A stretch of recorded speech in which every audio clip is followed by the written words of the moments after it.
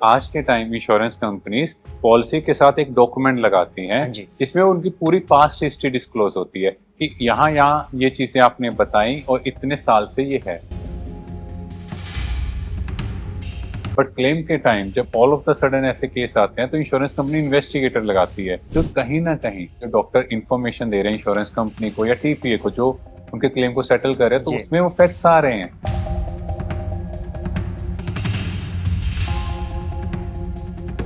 और अपने policy document अच्छे से जरूर चेक करो। इट विल हार्डली टेक 1 और 2 मिनट।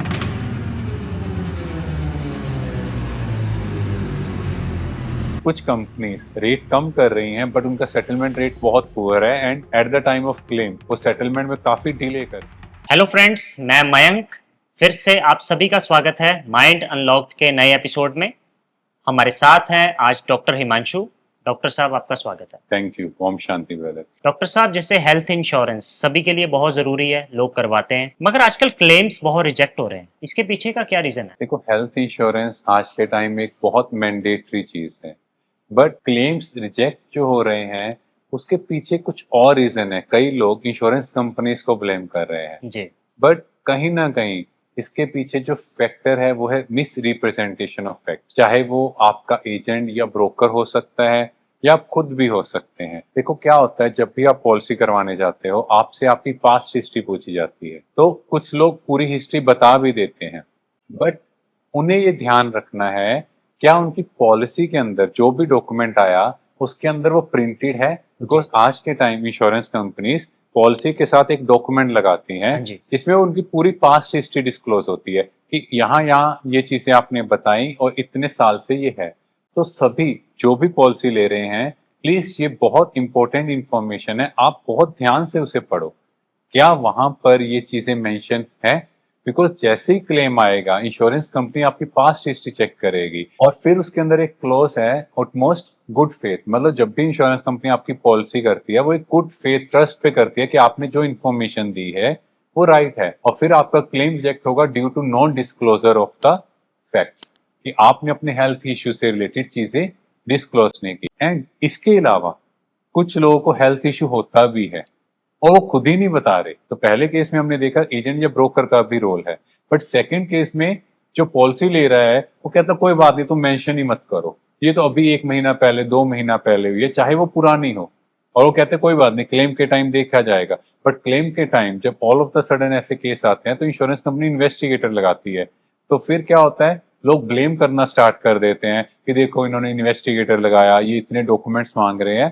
क्योंकि कहीं ना कहीं जो डॉक्टर इन्फॉर्मेशन दे रहे हैं इंश्योरेंस कंपनी को या टीपीए को जो उनके क्लेम को सेटल कर रहे हैं तो जी। उसमें वो फैक्ट्स आ रहे हैं और वो पता लग रहा है। सो इसीलिए आप चाहे पॉलिसी ले या नहीं ले, इम्पोर्टेंट है जब भी आपने पॉलिसी लेनी है आप अपनी राइट इंफॉर्मेशन दें। Let the insurance company decide कि आपकी पॉलिसी वो करेगी या नहीं करेगी जी। या कुछ प्रीमियम की लोडिंग लगेगी, कुछ प्रीमियम बढ़ा के लेगी। So it's better and it's advisable आप राइट चीज डिस्क्लोज करके पॉलिसी लो और अपने पॉलिसी डॉक्यूमेंट अच्छे से जरूर चेक करो। इट विल हार्डली टेक 1 और 2 मिनट। कोई ज्यादा लंबा प्रोसेस नहीं है, सिर्फ अपनी जो हिस्ट्री है उसको चेक करना है। राइट। एंड नेक्स्ट आपने जो भी एजेंट या ब्रोकर चूज करना है बहुत वाइसली चूज करना है। आप देखो उसके अंदर कैपेसिटी है क्लेम्स को हैंडल करने की, उसको टेक्निकल नॉलेज है। ऐसा नहीं कि मेरा रिलेटिव है, रिश्तेदार है तो उसको पॉलिसी प्रीमियम दे दिया, या फिर आजकल कुछ लोग देखते हैं ये वाला प्रीमियम सस्ता है तो लेट्स बाय इट। ये ऐसा नहीं है। आप उसकी कवरेजेस को चेक करो, थॉरोली स्टडी करो, क्योंकि एक बार आपने पॉलिसी लेनी है और नेक्स्ट ईयर रिन्यू ही करनी है। तो आप कवरेजेस बहुत ध्यान से पढ़ो। उसके बाद उस इंश्योरेंस कंपनी का मार्केट में क्या स्टैंड है, उसका क्या क्लेम सेटलमेंट है, वो भी बहुत जरूरी है।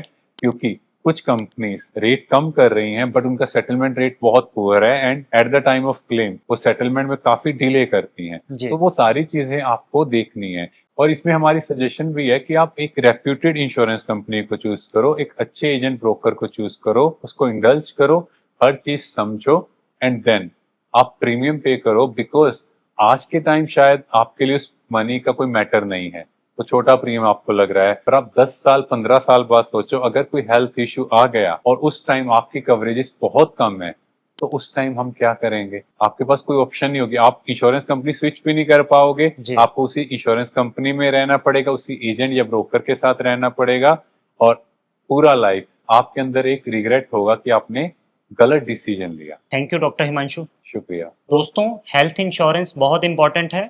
आप सभी को अपना एजेंट और कंपनी वाइजली चूज करनी है और सब कुछ सच्चाई के साथ डिस्क्लोज करना है। तो मिलते हैं नेक्स्ट एपिसोड।